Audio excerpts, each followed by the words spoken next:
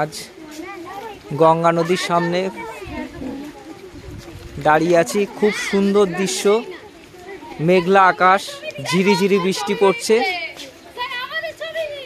তার মধ্যে স্কুলের মেয়েরা বৃক্ষরোপণ কর্মসূচিতে এসেছে। তারা কয়েকটি আম গাছ এবং অন্যান্য গাছ বৃক্ষরোপণ করছেন।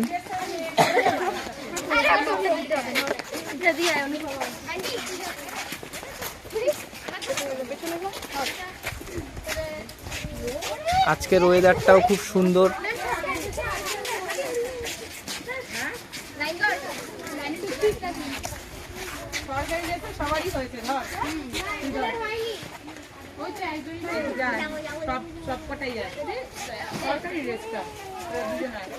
জেটি বন্ধ আছে। নিজেরা দেখলি তো এতক্ষণ কিভাবে করতে হয়। আমি আর বলবো না।